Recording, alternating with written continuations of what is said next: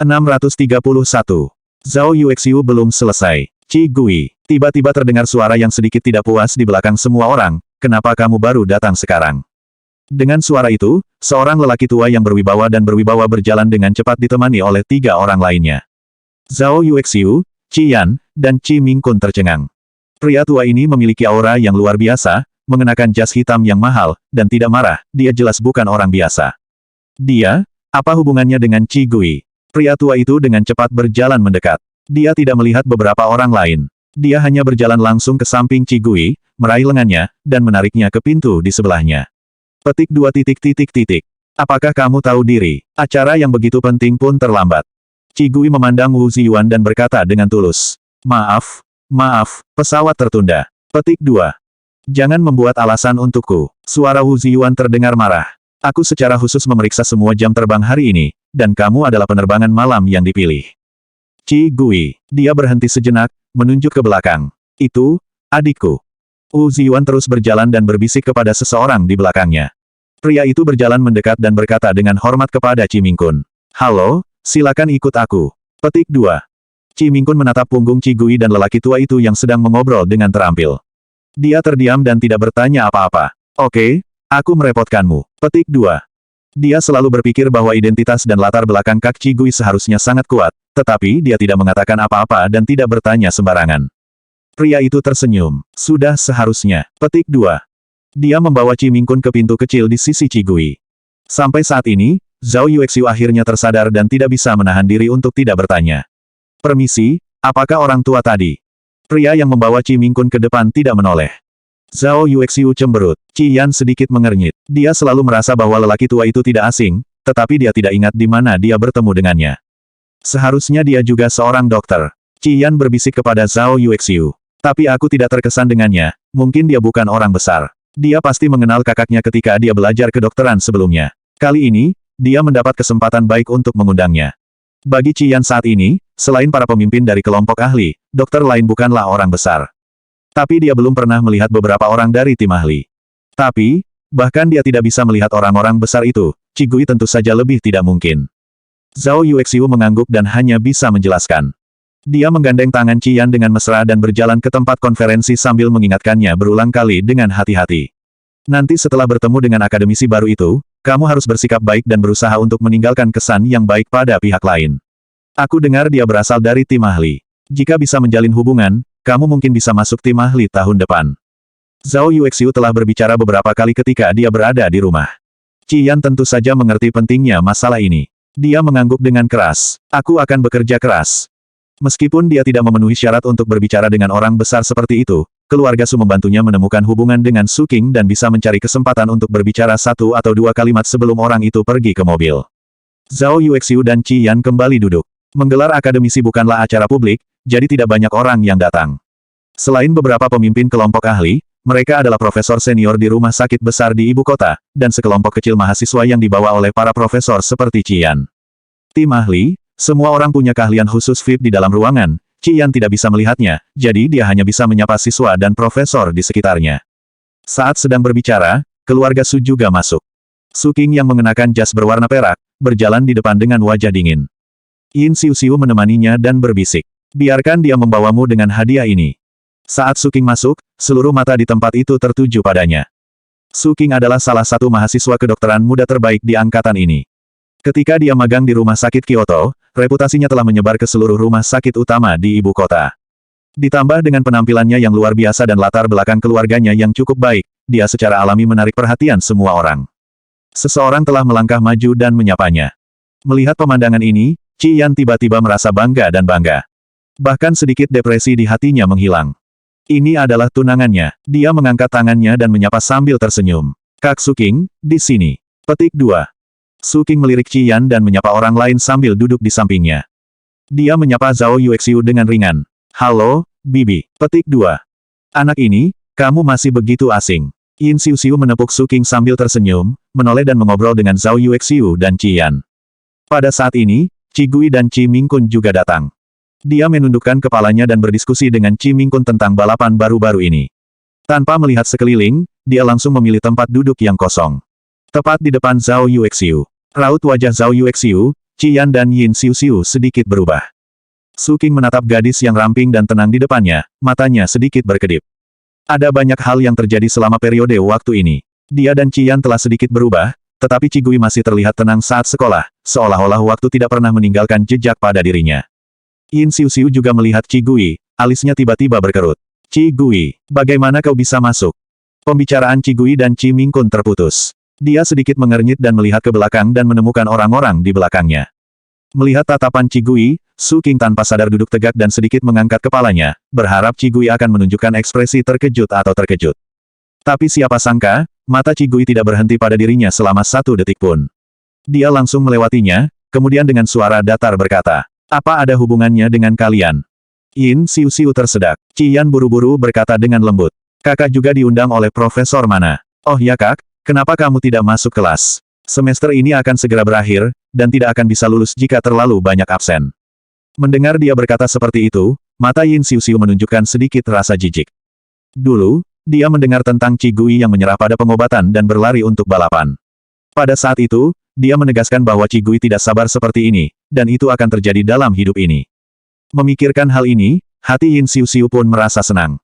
Untungnya, dia sudah lebih dulu menyerah pada Qigui dan memilih Qian. Jika tidak, sekarang putra kesayangannya akan terseret oleh Qigui. Yin Xiu awalnya tidak senang karena dimarahi oleh Qigui, tapi sekarang dia langsung mengejek. Yan, lebih baik kamu jangan banyak bicara. Kamu baik sekali, mungkin dia masih berpikir kamu terlalu ikut campur. Dengan usaha ini, lebih baik pikirkan tentang acara pertunanganmu dengan Su King minggu depan. Ketika para petinggi di dunia medis dan bisnis akan datang untuk berpartisipasi, semua orang akan menghormati kalian. Mendengar dia berkata seperti itu, Qi Mingkun mengerutkan kening. Apa yang dikatakan pada kesempatan ini? Setelah mengatakannya, dia melirik Qigui dengan hati-hati, karena takut Qigui tidak nyaman. Siapa sangka, Qigui bahkan tidak mengerutkan alisnya. Dia benar-benar tidak peduli dengan mantan tunangannya. Zhao Yuexiu berkata dengan tidak puas. Adikmu sedang ada acara bahagia, kenapa kita tidak bisa mengatakannya? Setelah itu, dia melirik Qigui dan mendengus. Kali ini, profesor senior dan bos bisnis di semua rumah sakit di ibu kota memiliki wajah yang tampan, bahkan keluarga menengah seperti keluarga Li dan keluarga Wang secara khusus mengirim orang ke sini karena adikmu dan Su King memiliki masa depan yang cerah.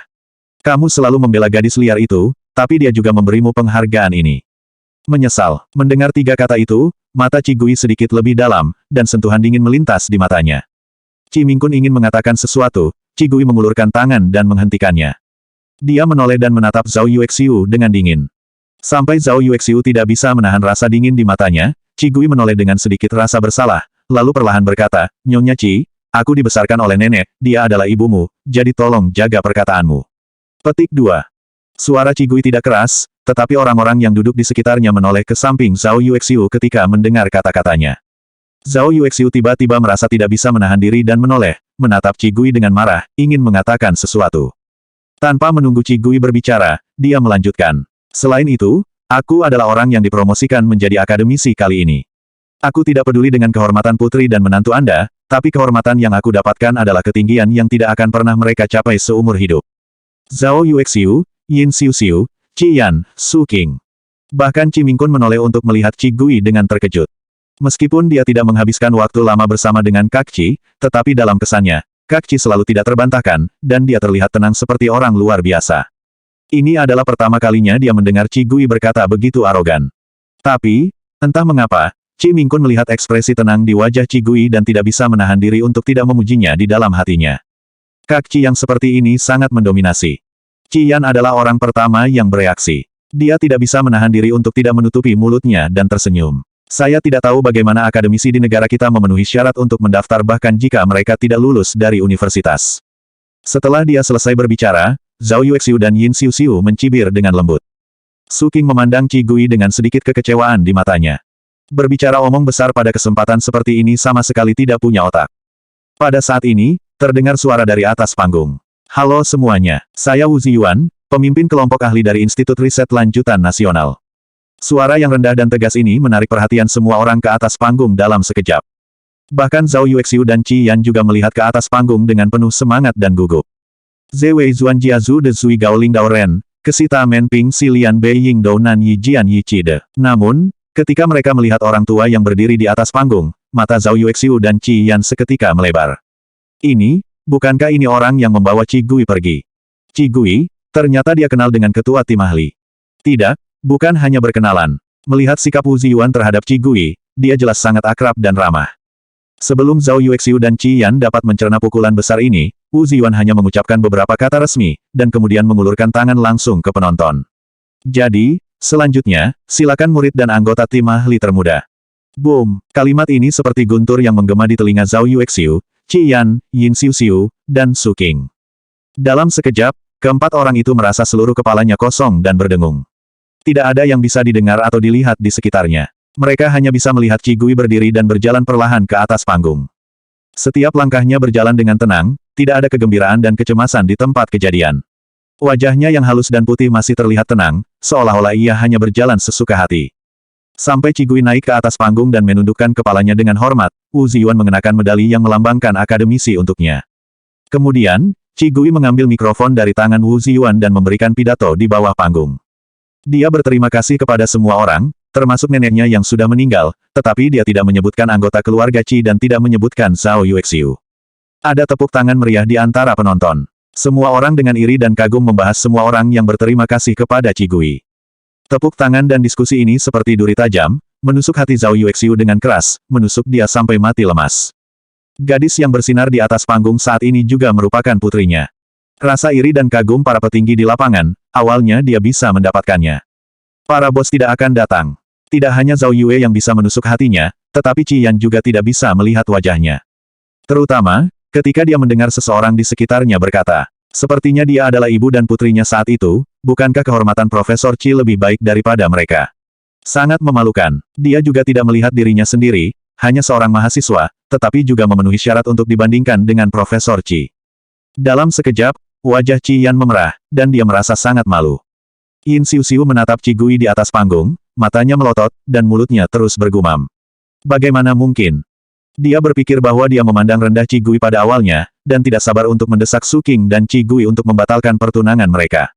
Bahkan baru saja, dia berpikir bahwa untungnya dia tidak memilih Qi Gui dan memilih Qi Yan, dan dia merasa menyesal untuk sementara waktu. Akademisi nasional ini, yang secara pribadi dianugerahi medali oleh pemimpin kelompok ahli dan ribuan kehormatan, hampir menjadi menantu perempuannya. Yin Xiuxiu tidak bisa menahan diri untuk berbisik. Su Qing. Su Qing mengabaikan Yin Xiuxiu. Sejak Qi Gui naik ke atas panggung, semangat Su Qing menjadi sedikit linglung. Pada saat ini, dia akhirnya benar-benar mengerti betapa bodohnya dirinya melepaskan harta karun langka dan langka. Setelah upacara pemberian gelar akademisi selesai, Zhao Yuexiu dan 4 orang tidak sabar untuk meninggalkan tempat tersebut. Setiap detik bagi mereka berempat adalah penderitaan yang tak ada habisnya. Di dalam mobil, sepotong keheningan. Setelah beberapa saat, Qi Yan berkata, "Ibu, Bibi, kakak Su Qing, kejadian ini memang sangat tidak terduga. Namun, kakak Su dan aku belum tentu lebih buruk daripada Kak Qi Gui di masa depan." Dia mengamati ekspresi semua orang dengan hati-hati, sebisa mungkin, dengan senang hati dia berkata, "Minggu depan aku dan Su Qing melakukan pesta pernikahan. Ada begitu banyak petinggi dunia bisnis dan medis yang datang untuk berpartisipasi. Jika kita bisa memahami hubungan ini, ke depannya, keluarga Su dan keluarga Qi bisa naik ke tingkat yang lebih tinggi." Mendengar kata-kata Qi Yan, ekspresi beberapa orang di dalam mobil menjadi lebih baik. Tapi kemudian ponsel Yin Xiuxiu berdering. Yin Xiuxiu melirik ide penelepon itu dan menjawab telepon dengan antusias. "Nyonya Li, maaf, saya terlalu sibuk akhir-akhir ini, jadi saya tidak bisa menelepon Anda kembali. Acara pernikahan putra saya akan diadakan pada pukul 6 malam Rabu depan." Sebelum dia selesai berbicara, wajahnya tiba-tiba menjadi sedikit buruk. "Anda dan suami tidak bisa datang." "Tidak apa-apa, tidak apa-apa, Anda sudah siap." Melihat Yin Xiuxiu menutup telepon dengan wajah masam, Qi Yan tertawa dan meramaikan suasana. Petik 2 titik titik titik. Bibi Li tidak ada waktu. Keluarga Li termasuk keluarga menengah di Kyoto. Kesibukannya biasa saja, tidak masalah. Sebelum dia selesai berbicara, dia menelepon lagi. Sebelum Yin Xiuxiu berbicara, dia meminta maaf di seberangnya. "Nyonya Su, maaf, keluarga kami tiba-tiba menerima pesanan besar, dan mungkin tidak akan bisa menghadiri acara pesta pernikahan Tuan Ling Rabu depan." "Tidak apa-apa, bisnis keluargamu penting." Yin Xiuxiu menjawab dengan kuat. Tapi kemudian, panggilan telepon terus-menerus masuk. "Nyonya Su, maafkan aku dan suamiku tiba-tiba harus pergi ke luar negeri." "Nyonya Su, kakek Su tiba-tiba masuk rumah sakit. Maaf, kita tidak bisa menghadiri acara pernikahan Tuan Ling." "Maafkan aku." Di sepanjang jalan, Yin Xiuxiu menerima lebih dari 20 panggilan telepon, semuanya dari istri para pemimpin bisnis dan profesional. Udara di dalam mobil terasa lebih dingin. Akhirnya, ketika Nyonya Fu, yang biasanya memiliki hubungan baik dengan Yin Xiuxiu, menelepon dan menolak, Yin Xiuxiu tidak tahan dan bertanya, "Nyonya Guo, aku mohon katakan yang sejujurnya padaku, mengapa kalian tidak datang? Kamu tidak memiliki kakak Ci, tidak memiliki kakak Ci penting, jadi aku tidak akan memilih kamu." Nyonya Guo yang berada di seberang mendengar pertanyaan itu ragu-ragu sejenak, kemudian menghela napas dan berbisik. "Nyonya Su, saya tidak tahu persis, hanya mendengar dari suami saya bahwa Anda tampaknya telah menyinggung akademisi baru di negara kita. Oh, status akademisi itu tidak sederhana. Jangan salahkan kami, kita tidak bisa melakukan ini dengan mudah." Nyonya Guo berkata dengan halus, tapi Yin Xiuxiu mengerti. Dia menutup telepon dan tidak mengatakan sepatah kata pun. Dia hanya merasa sesak napas di dadanya. Tidak lama kemudian, mobil itu tiba di rumah keluarga Su. Yin Xiuxiu pertama kali membanting pintu dan keluar dari mobil, menginjak sepatu hak tinggi dan berjalan ke dalam rumah. Su Qing mengikuti di belakangnya dengan wajah yang sama dingin dan menakutkan. Zhao Yuexiu dan Qi Yan mengikuti mereka dengan gugup. Mereka berdua juga mendengar ucapan Nyonya Guo barusan. Sebelumnya, mereka adalah orang yang mengincar Qi Gui di venue. Di ruang tamu, kakek Su masih belum tahu apa yang terjadi. Dengan wajah gembira, dia mengarahkan para pelayan untuk mengatur ruang tamu untuk mempersiapkan upacara pemesanan Su Qing dan Qi Yan minggu depan. Melihat keempat orang itu kembali, raut wajah kakek Su tampak sedikit muram. Petik 2 titik titik titik. Ada apa? Raut wajah Yin Xiuxiu menjadi buruk. Mereka benar-benar tidak bisa mengatakan apa-apa tentang apa yang terjadi di tempat itu. Pada saat ini, Su Haikang dan Qi Changjing bergegas masuk dengan ponsel mereka. Begitu memasuki pintu, Su Haikang bertanya pada Yin Xiuxiu dengan suara yang dalam. Apa yang terjadi di tempat itu? Mengapa semua tamu yang sangat berharga menelepon dan mengatakan bahwa mereka tidak bisa menghadiri acara pesta pernikahan Su Qing Rabu depan? Mendengar ucapan Su Haikang, wajah kakek Su juga menjadi suram. Melihat ini, Yin Xiuxiu juga tahu bahwa ia tidak bisa menyembunyikannya dan menceritakan semua yang terjadi di tempat itu. Setelah mendengarkan, semua orang di aula terkejut. Qi Gui adalah akademisi itu. Memikirkan bahwa mereka secara pribadi mendorong seorang akademisi nasional, kakek Su, Su Haikang, dan Qi Changjing merasa tidak nyaman. Qi Yan melihat semua orang di aula dengan wajah menyesal. Dia mengerucutkan bibirnya dengan erat dan berbisik. Aku tidak menyangka hal pertama yang akan dilakukan kakak baru saja menjadi akademisi adalah menggunakan identitas untuk mencegah para petinggi itu menghadiri upacara perjodohan dan mempermalukanku. Petik 2. Mobil Qi Mingkun jatuh di belakang. Mendengar Qi Yan memfitnah Qi Gui saat ini, dia tidak bisa menahan diri untuk tidak berkata. Dengan status dan status Kak Qi, apa lagi yang harus dia katakan dan lakukan? Aku khawatir para bos besar itu telah mengambil inisiatif untuk menanyakan segala sesuatu tentang dirinya. Orang yang ingin merayunya tentu saja tidak bisa datang untuk berteman dengan kalian. Singkatnya, satu kalimat adalah, Anda tidak memiliki garpu Kak Qi. Tidak ada yang penting bagi Kak Qi, jadi orang tidak memilih Anda. Wajah Qi Yan menjadi buruk lagi. Zhao Yuexiu tiba-tiba merasa sedih dan mengutuk Qi Mingkun. Kenapa kamu berbicara dengan adikmu? Kakek Su menghela napas. Qi Xiao benar. Anda juga telah berbisnis seumur hidup, apakah Anda bahkan tidak memahami kebenaran ini? Ini adalah pertama kalinya kakek Su berbicara serius kepada mereka sejak mereka menjalin hubungan baik. Qi Changjing, Zhao Yuexiu, dan Qi Yan semuanya terkejut. Qi Changjing menatap kakek Su dengan hati-hati, lalu berkata, Kakek Beiming, lihatlah acara pernikahan kedua anak ini. Kakek Su melambaikan tangannya dan berkata dengan dingin. Perlahan saja dulu, jika masalahnya menjadi seperti ini, tidak ada yang bisa melakukannya dengan terburu-buru. Selanjutnya 636 penyesalan.